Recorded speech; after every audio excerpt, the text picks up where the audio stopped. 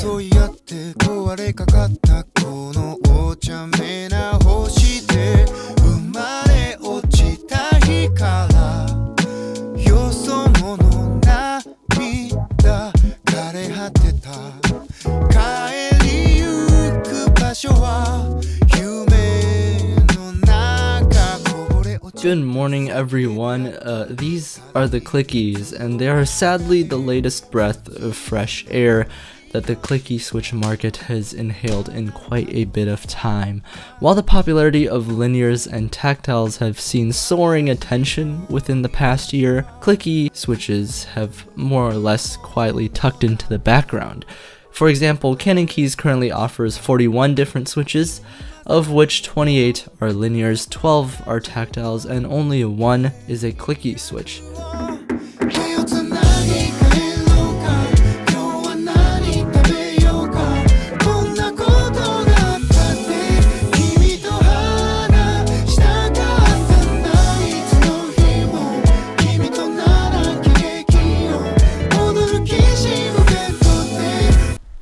I don't normally do like figure content on this channel, but hey, that's pretty good. Oh, come on. There you go. Sorry for the tangent. Anyways, ugh. Oh, and I just noticed I left this little thing on there. I have to clean this mess up now, so that's pretty cool. Oh, there you go. What were we talking about? Oh yeah. Since seemingly forever ago, whenever somebody would ask for a clicky switch recommendation, the most common answer you would get would be either the box jade or the box navy, which is they're basically the same thing.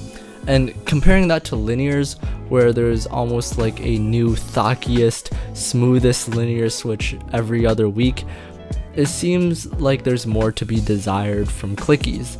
Perhaps it's like the feedback loop between low demand and low production, which just leads to very slow innovation in the area, or maybe it's the mindset that content creators have put in our minds, or maybe people just don't like clicky switches in general, who knows. All I know is that the only clicky switches I personally own, here they are, these box crystal pinks from Kale. So it's an understatement to say that the clicky switch market has gone a bit stale recently, but it wasn't always like that.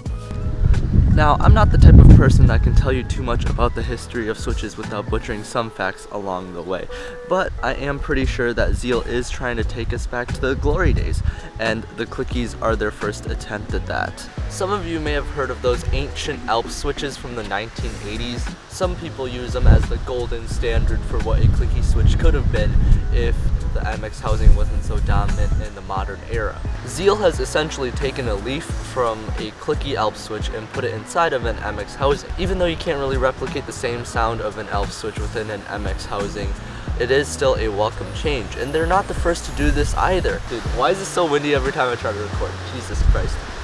Although the Alp switch has not been in production for many years, there are still clones being made and people putting Alp sleeves inside of MX housings today. Often less popular and unheard of unless you are a nerd. So, not me, because I touched grass. Okay.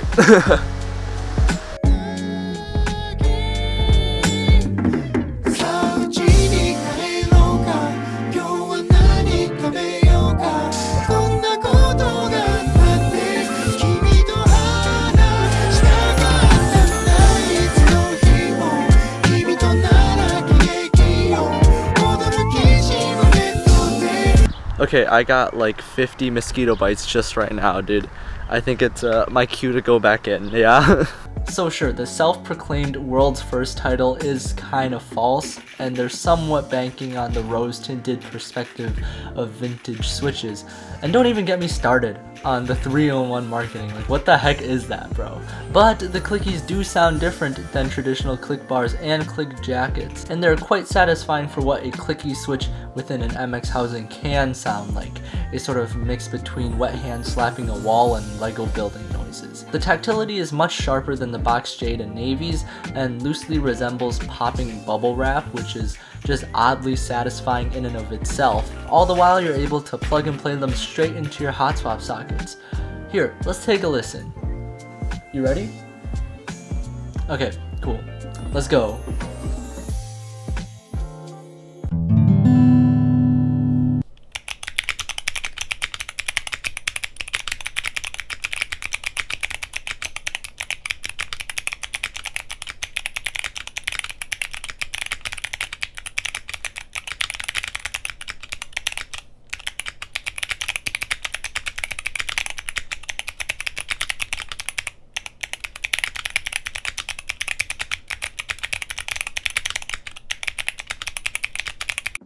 Finally, let's talk about the elephant in the room. Yes, these cost more than $1 per Switch, priced even higher than any of Zeal's other offerings, thus unofficially cementing the Clickiez as the impractical supercar of the modern Switch market. Unlike all of Zeal's other offerings though, I wouldn't say that these are unreasonably priced. After all, there's a reason why supercars cost so much. It's the uniqueness and performance that they provide, or in Zeal's case, the tooling that's required to make the Switch. Sure, if the demand was to increase, economies of scale would lead to lower costs of production, which means that Zeal could set a lower price. But let's be honest now, they're Zeal. I don't think they're gonna do that. And just like a supercar, this isn't going to be practical as your one and only Switch. It's more likely that the Clickiez are the 5th or 6th or 7th or 20th Switch that you own. The nature of their exclusive pricing means that the Clickiez really are luxury items for the top enthusiasts that probably won't be using them permanently as a daily driver, although I can weirdly say that, yes, I personally would. Don't judge me, I'm on the Clicky gang now.